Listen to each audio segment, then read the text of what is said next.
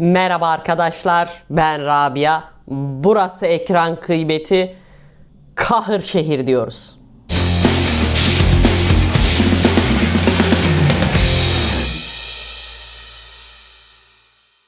Evet, yani niye Kahırşehir dedim? Bunu hepiniz biliyorsunuz. Yani dün biz ne izledik hani pazartesi günü? Ya aslında güzel başlamıştı her şey. Ama o sonda maalesef her şey bitti. Bu arada yine her zamanki gibi bir hatırlatma yapayım. Bu videonun sonunda 49. bölümün ilk fragmanını hep beraber izleyeceğiz. Yine analiz edeceğiz. Reytingler geldi. Yani hepiniz görüyorsunuz. Yani Edacığım sen de şuraya buraya bir yere sana zahmet koyarsın. Yani arkadaşlar total gidiyor, farkında mısınız? Bizim oralarda çok güzel bir laf var. Bunu açık ve alenen söyleyeceğim. Bilmiyorum Eda montajını yaparken bipler mi? İnatlaşan donuna sıçar. Bakın çok da güzel bir sözdür. Tam da bunun karşılığıdır.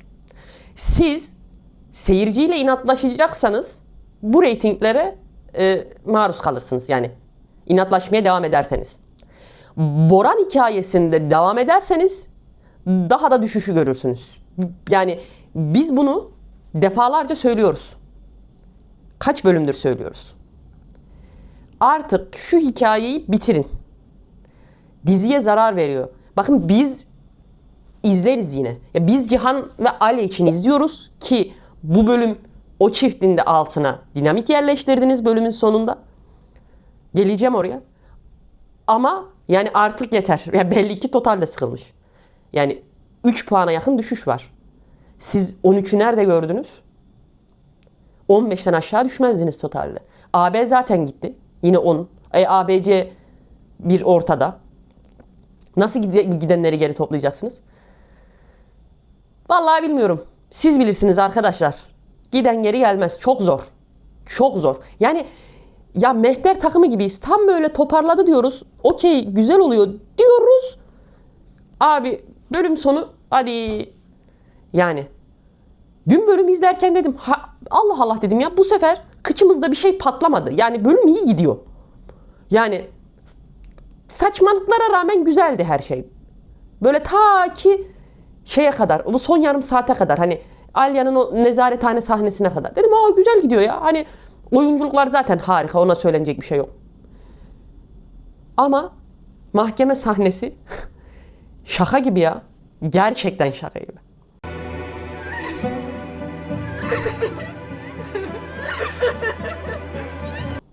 Neyse geleceğiz. Oraya da geleceğiz. Haydi dönelim başa. Kızımız rüya gördü. Müthiş, ağlıyor hüngür şakır. Garibim orada Cihan diyor ki rüyanda hani Cihan'ı mı senden koparmaya çalışıyorlardı. O da Cihan'ı diyor, evet Cihan'ı koparmaya. Sarılıyorsun. Okey. Banyoya gidiyorsun. Eski günler yine flashbackler aklına geliyor. Ağlıyorsun hüngür şakır. Çok üzüldüm bu arada. Gerçekten bize o duyguyu Sinem Ünsal çok iyi geçirdi. Geçiriyor da. Okey. Yani harika. İşte veda edeceksin yani. Artık adamcağıza. Adam yine seni bırakmıyor. Geliyor. İyi misin? Hoş musun? İyi olman için diyor sana omlet yapayım. Yani koskoca Cihan Albora'ya, aşiret reisi adama böyle gülen surat omlet yaptırdınız. Helal olsun. Çok da güzeldi. Ben çok hoşuma gitti. Valla omlet çok güzeldi ya. Ben çok sevdim. Ya o minik ailemiz ne kadar güzel. Bak Cihan sırf karısı mutlu olsun diye hani omlet yapayım sana iyi gelir. Omlet yapıyor çocuğuyla. Alya sen orada izliyorsun. Çok güzel. Hani son artık kahvaltı yapıyormuş modundasın. O da iyi. Güzel. Gidiyorsun. Alya Nari'ye yakalanıyorsun. Hani Nari'ye bir şeyi söylemede Midyat Belediyesi'nden anons yapılsın. Bütün Midyat duysun. Nari'ye yakalanıyorsunuz. Nari olayı ortaya çıkartıyor. Bilmem ne. Diyorsun ki Nari'ye aman söyleme sakın abine. Anlatıyorsun durumu. Gitmem lazım diyorsun. Ben burada seni anladım. Bak Alya. Yani bu tram binme mevzusunda hani Cihan'ı nasıl bırakırsın diye düşünürken bir yerde seni anladım. Hani çocuğunun artık elinden alınacağını tamamen düşünüyorsun. Cihan'a zarar geleceğini düşünüyorsun. Çünkü orada sadakat seni iki taraftan manipüle ediyor. Her ne kadar Cihan'a güvenmen gerekirse de bir yerde hadi aklını yitirdin. Okey. Gitme planına tamam dedin. Orada harika. Bunu anladım. Ama sen hala ve hala o tırda yakalandığında Cihan'a yani diyorsun ki oradakilere abinizi alın ve gidin. Ben gideceğim. Başka bir çarem yok. Ya adam sana orada bir şey anlatmaya çalışıyor. Ya adamın oradaki yemin ediyorum bak Nare'nin o yemekte adama abi Aliye hastanede değil deyip de oradaki o surat ifadesi ya gerçekten Ozan Akbaba sen müthiş bir oyuncusun. O hayal kırıklığı, o nefes alamama durumu hani gitti Aliye hani sınıra yaklaş gitti şey müthişti. Adam senin için uğraşmış orada. Bak işte bulmuş, etmiş. Sen hala adamı itiyorsun. Bak, onlar birincisi çok iğreti duruyor. Yani gerçekten o çok kötü bir şey. Gelelim bu tarafa. Hani son bir veda edeyim. Nasıl edeceğim? İşte yok uzaktan göreyim falan. Müthiş bir at binme sahnesi izledik. İlk sezondaki at, o Deniz'in doğum günündeki at binme sahnesinin paraleli. Orada Cem Adrian çaldı. Harika. Hani sarılıyorsun adama böyle içine sokar gibi, ciğerine sokar gibi. İşte at, sonra iniyorsunuz. El ele geziyorsun. Ve orada sen adama aşk itirafı yapıyorsun. Diyorsun ki hani bu hayatta ben bir tek seni sevmişim. Nereden anladım hani diyorsan onun açıklamasını yapıyorsun. Ve adama orası senin artık vedan. Sevdiğin adama veda ediyorsun. Benim o mantığım şunu almıyor ya. Ya tamam bakın dizide çok fazla mantık aranmaz. Okey. Hele bizim dizide hiç aranmaz. Çok mantıklı ama sevdiğine son kez veda ettiğin noktada burun mu sürtersin birbirine? Ha? Bunu artık niye düşünmüyorsunuz sayın senarist? Ya da yapım ya da kanal. Ya bu kadar at gözlüğüne mi bakıyorsunuz mevzuya? Biz bunu mu hak ediyoruz gerçekten? Ya mantık dışı bir olay var ya burada iyice artık. Sevdiğine son kez veda eden bir insan kadın veya erkek burnunu burnuna mı sürter? Ufak bir öpücük dudaktan onu da geçti. Hadi onu vermediniz. Yanağından hani öpersin, sarılırsın, boynundan koklarsın ki kokusunu son kez alayım diye. Ya bu kadar saçmalamayın abi. Kaldı ki bak adam hani Cihan işte alınlarını birbirine dayıyorlar falan. Ayrılırken adam bir tane damla gözyaşı döküyor. Sen bunu görüyorsun be kadın. Ne bileyim o hani gözünün yaşını sil. Bir yanağını okşa. Askerlik arkadaşı gibi sevdiğin adama veda edemezsin kardeşim. Tamam mı? Ya bunu böyle yazamazsınız. Bu izleyiciye hakarettir artık. Neyse. Hadi yazık bak veda ettin gittin. Adam hala orada traktör görünce seninle o bindiği traktörü anımsıyor. Ya bu arada iyice bir avellik yüklendi Cihan'a. Böyle bir aptal aşık modunda. Normalde Alya'dan sezerdi hani böyle bir şey olacağını. Gerçi nasıl kondursun? Hani nasıl gideceğini tahmin etsin. Hani tamam çok zorlanıyor vesaire bilmem ne ama gideceğini tahmin edemedi yani adamcağız. Yani traktörü görüyor, seninle o samanlık mevzusu aklına geliyor. Hani samana çarptığınız mevzular falan aptal aptal sırrından müthiş bir şey orada. Sonra sen güzelce planını uyguluyorsun. Gidiyorsun sadakatle. Hayır sadakatin bulduğu güvenli yola bak. Önce Suriye sonra Lübnan diyor. Kız Suriye'de iç savaş var ya. Yani hani tam iç savaş yok da ya daha henüz savaş tam bitmedi ya orada da çatışmalar var ya. Kadını çatışmanın göbeğine gönderiyorsun. Bravo sizin yapacağınız planı. Orada da sadakatin ne bileyim bir karakter değişimi mi diyeyim bir şey mi diyeyim. İşte yok ben böyleysen Cihan'ın ayakta kalması mucize olur. Hadi gidin artık yoksa vazgeçeceğim tonlamasında konuşmalar. Ha bir de sarılıp kızım dedi ya. Öptü falan artık aileden. Bindin gidiyorsun. Güzel bıraktın. Garibim Cihan da yemekte bekliyor seni. Ondan sonra neyse artık Cihan bak bir plan yapmış. Hani biz ne diyorduk ya bir Cihan'ı beklesene. Bir Cihan'a güvensene. Yani neymiş yalancı şahit tutmuş bilmem ne o bu derken o sırada tabii ki Boran geliyor. O amip işte söylüyor. İşte yok sen şöyle yapıyorsun böyle yapıyorsun. O da ne diyor Cihan'ım da Ben diyor arkadan iş çevirmem. Adamın fişini çekerim deyip orada böyle çok güzel itekliyor o adiyi. Ve işte güya hastaneye gidecek, karısına müjdeyi verecek. Yavrum kadın Nusaybin sınır kapısına dayandı. Orada tabii Nare doğal olarak söylemesi gerektiği söylüyor. Adam orada tabii böyle şok. Hani o kadar güzel o duyguyu vermiş ki içindeki o kaybetme nasıl gider, hani giderse ne yaparım, o içindeki ikilem, o hayal kırıklığı, şok hepsi aynı anda. Tabii yetişiyor tıra. Önünü kesiyor. Hala sen orada. Ben diyorsun ki gitmem gerekiyor. Gitmeliyim. Alın abinizi bilmem ne. Adamın eline koz vermemen gerekirken oradan Boran çıkıyor geliyor tabii ki. Çocuğu alıyorlar. Karakola gidiyorsunuz. Burada Cihan'ın yapması gereken hani bir tık da sitem ya Alya'ya. Niye böyle yapıyorsun? Niye gidiyorsun? Abi hiçbir şey olmamış gibi.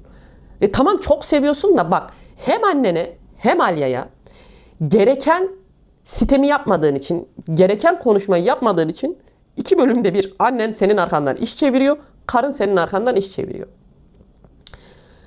Dediğim gibi videonun başında bu noktaya kadar Alya'yı anladım. Şimdi şöyle anladım. Benim çocuğum yok. Hani çok fazla empati yapamam ama uğruna öleceğim. Hani bir canımdan çok sevdiğim bir tane yeğenim var. Ben ne yaparım diye düşündüm. Bakın yeğen diyorum. Okey. Bir noktaya kadar ben de aile gibi davranırım.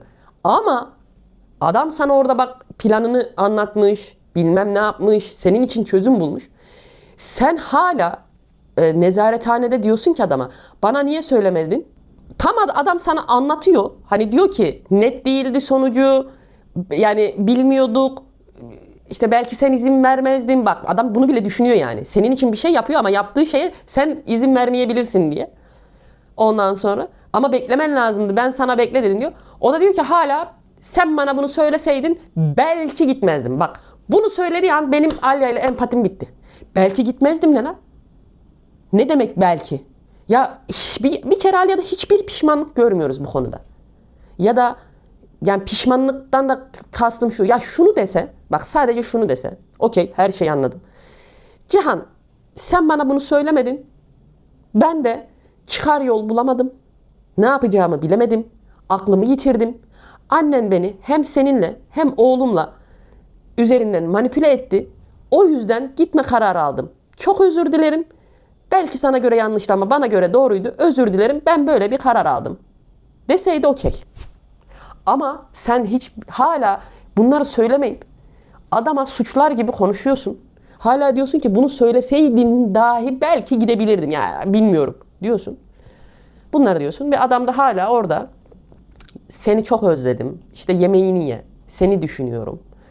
Bilmem ne. Vallahi iyi ya. Buldunuz böyle seven adamı. Vurun abalıya. Vurun bu adama. Vur Alya. Güzel. Gelelim öteki Amipe. 1 saat ekrana hiç gelmedi. Gerçekten çok güzel seyir zevkimiz vardı. 1 saat boyunca. İşte o ta ki restoran sahnesine kadar. O kadar güzeldi ki hiç görmedik ekranda. Mis gibi aktı geçti. Ya arkadaş ben her videoda sen gidene kadar bunu söyleyeceksin. Söyleyeceğim. Sen gitmiyorsun ya da siz bu adamı hikayeden çıkarmıyorsunuz ya. Usanmadınız ya. Ben de söylemekten usanacağım. Rol yapamıyorsun. Burç Kümbetlioğlu. Sen dram yapamıyorsun. Ya bir izle kendini kardeşim. Bir izle ya. Ya adliyenin önünde. İşte çocuğun gitme muhabbeti bilmem ne cart curt. O sırada Ecmel geliyor. İşte söylüyor işte o bak gördün mü anan şöyle yaptı bilmem ne yaptı. O ona söylüyor öteki.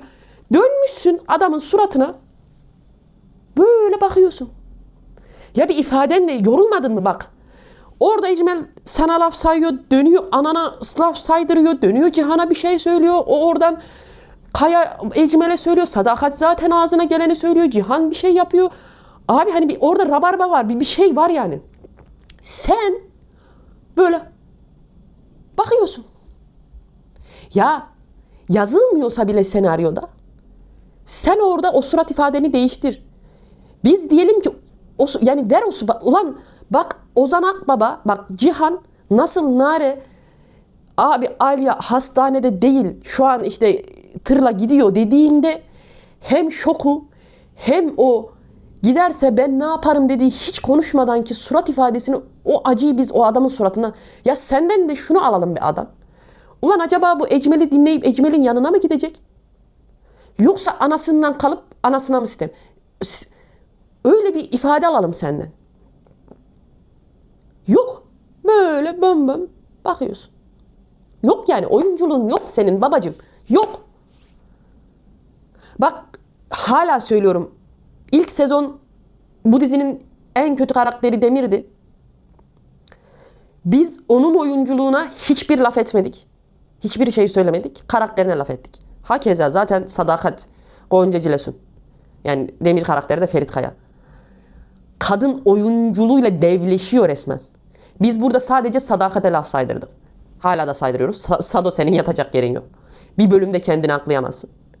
Ama senin sadece Burç Kümbetlioğlu karakterin kötü değil. Yani dizideki Boran karakteri kötü değil. Biz onu sevmiyor değiliz. Biz senin oyunculuğunu da sevmiyoruz. Geçmiyor bize. Yok kardeşim, daha fazla oyunculuğunu lekelemeden bence diziden ayrıl. Dram sana olmuyor. Bak başka bir şey yapabilirsin. Hiç ona bir şey diyemem. Ama bu dizideki oyunculuğun sıfır noktasında. Yok baba. Yani karakter olarak Boran karakteri ve mesela Sadakat karakterin hangisinden daha çok nefret ediyorsun derse, ikisini mesela karakter olarak aynı nefretim var. İkisini aynı anda saydırabilirim. Ama isim olarak Gonca Cilesun'un oyuncu o harikalar ya, o Alya'yla o işte tırın önündeki o vedalaşmaları, onun öncesinde o helikopterin oradaki vedalaşmaları, konuşmaları. İkisi Sinem Ünsal'la yani zaten devleşiyorlar yani oynarken. Ulan öyle bir oynadı ki kadın, Sadakate acır noktasına geldik. Yani üzülür, acımak değil de hani bir üzüldük, bir inandık daha doğrusu. Üzülme. Ulan acaba iyi mi, hani Sadakat iyi mi oluyor acaba diye dedik. Yok abi, sende hiçbir şey yok. Neyse, burayı uzatmayacağım. Ve her şey çözüldü. O oldu, bu oldu. Sen yavrum Boran'dan hani saldırgan anne şeyi yemeyip yaftası hani kaçıyordun ya. Oh çok güzel, çocuğunu kaçıran anne yaftası yedin. İyice Boran'ın eline büyük kozu verdin. Neyse çıktın mahpustan, nezaretten. Orada gittin kocana sarıldın. Orada da biz daha doğrusu sahnesinde, nezarethane sahnesinde ikinci paralel yazmamızı aldık. Böyle paralellerden paralellere koşuyoruz ya dizide, hani birinci sezon. Orada kameradan Alya'yı izlemesi birinci sezonda da vardı vesaire. Tamam. Yani zaten kaleminin tükendiğini yavaş yavaş anlıyoruz Gülizar. Bitti yani kalemin de. Paraleller yazarak uzatmaya çalışıyorsun bir şey. Eve geliyorlar babacığım. Ertesi gün Boran'la boşanma davan var. Bak, davan konuşulması lazım. Boşanabilirsin, boşanamayabilirsin. Çocuğun velayetinin elinden gitme riski çok yüksek. Sen geliyorsun, oğluna sarılıyorsun. Okey, oh, öpüyorsun, kokluyorsun. Hala diyorsun ki oğlum da oğlum. Oğlum benden giderse bir şey yapamam. Ona da okey. Adam sana diyor ki orada, hani ve işte Erol arayacak. Hatta Erol da diyor ya, ben akşam ararım, konuşuruz daha var. Adama diyor, tersler gibi diyorsun ki git, şimdi konuşmak istemiyorum. İşte oğlumla kal. Ulan yarın dava var, dava. Dava var ya. Ve konuşmuyorsun. Ertesi gün dava oluyor. Dava görülüyor ve biz ne görüyoruz? Sözüm ona flash gösterilecekti, işte o vasiyet videosu. Ana, bir bakıyorlar ki video yok. Silinmiş. Kim silmiş? Belli değildi güya. Yemin ediyorum daha ilk dakikadan hani video silindi dendi. Böyle herkesin tek tek kamera suratını gösterdi ya. Alya'ya geldiğinde o suratı gördüğünde dedim ki tamam.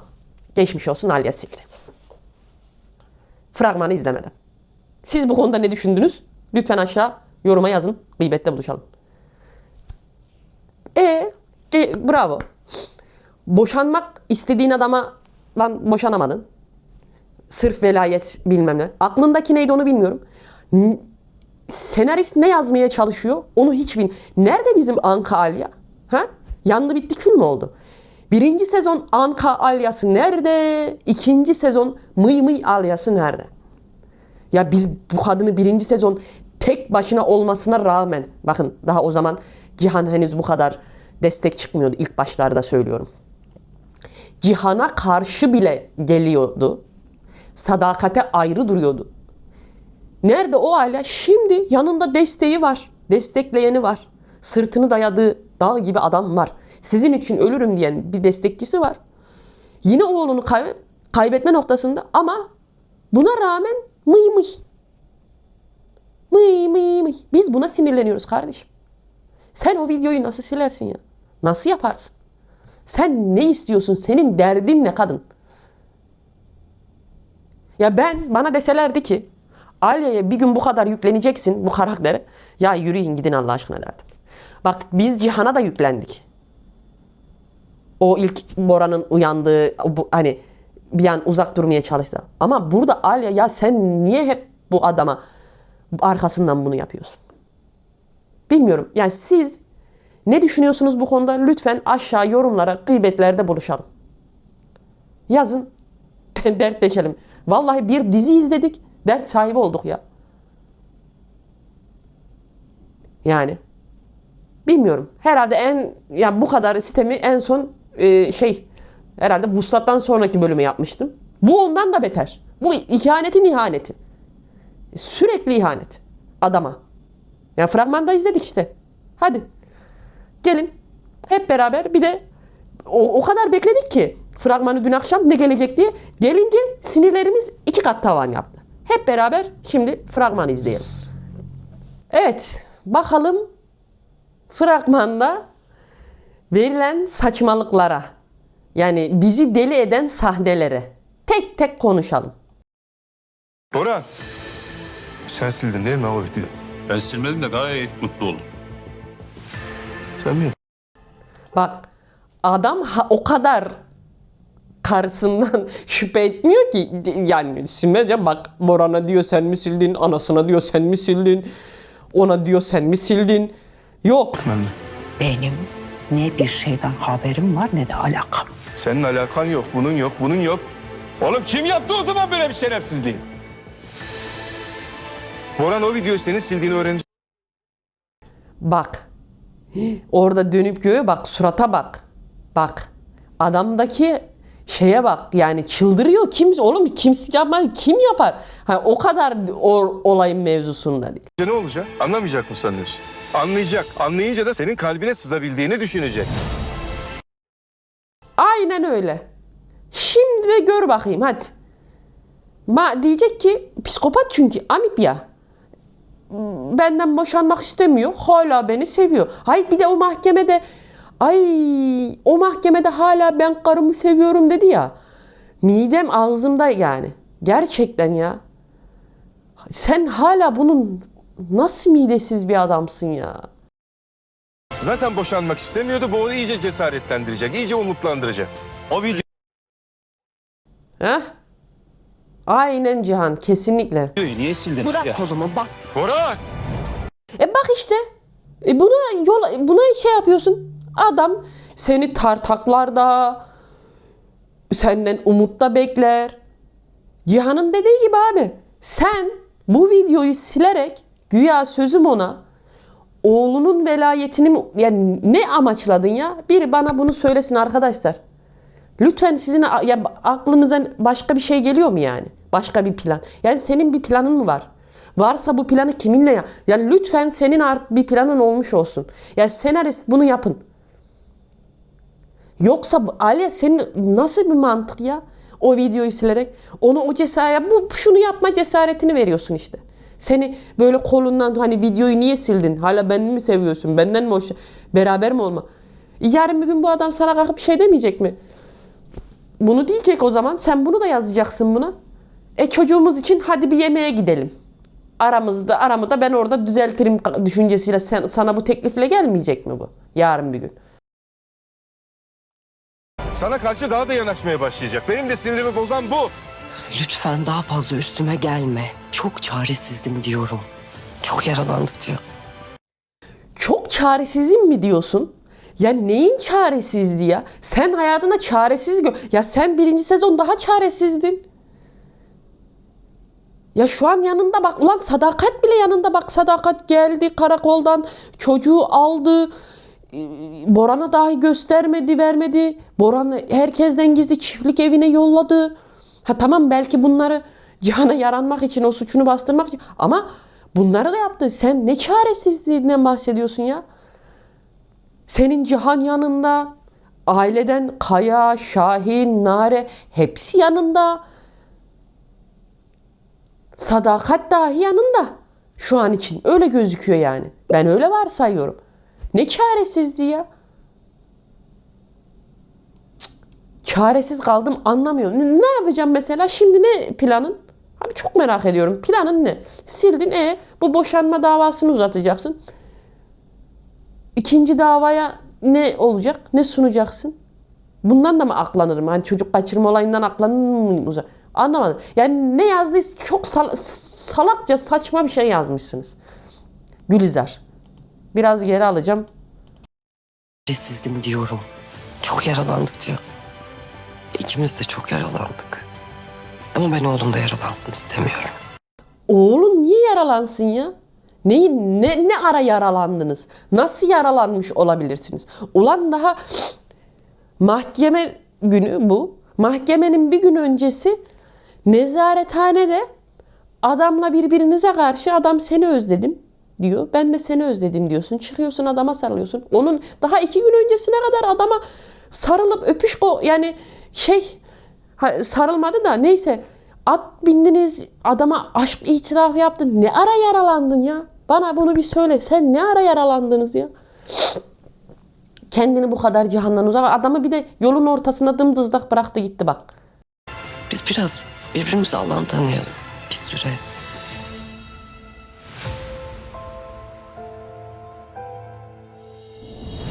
Uzak şehir.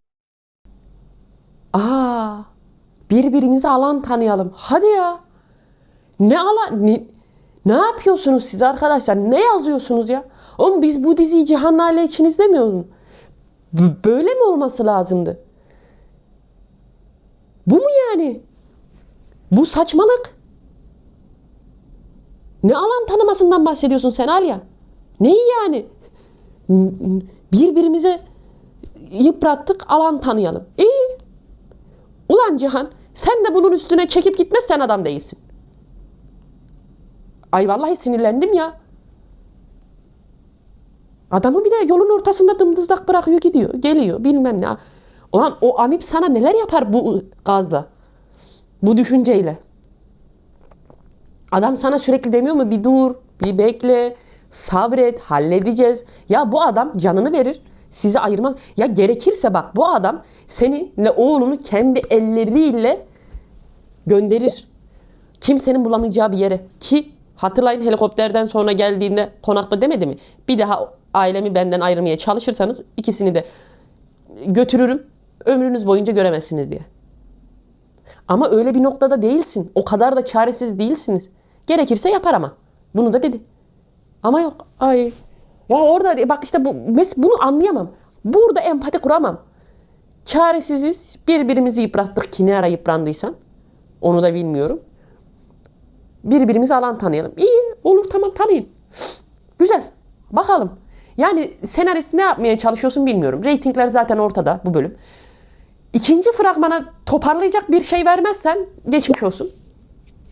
49. bölüm tamamen yerlerde olur reytingler. Ben söyleyeyim, iyice kaybederiz. Bilmiyorum. Bakalım. İçimden hiç ne bileyim yani ikinci fragmanı bekliyor gibiyim de beklemiyor gibiyim de böyle saçma sapan bir şey oluştu bende. Durum oluştu yani. Çok sinirliyim. Özellikle yani senariste, yapıma, bu çifti bu hale getirdiniz. Bu kadını böyle yazıyorsunuz. Yani Alya karakterini böyle yazıyorsunuz. Ve Boran hikayesinden ısrar ediyorsunuz. Durun bakalım bu iş nereye varacak? Siz bu konuda ne düşünüyorsunuz? Bölümü nasıl izlediniz? Fragmanı nasıl izlediniz? Lütfen aşağı yorumlara yazın. Gıybetleşelim. Bilmiyorum işler nereye varacak. Videomu beğendiyseniz like butonuna basmayı unutmayın. Kanalıma abone olarak da lütfen bana destek olun. Bir sonraki videoda görüşmek üzere. Hoşça kalın.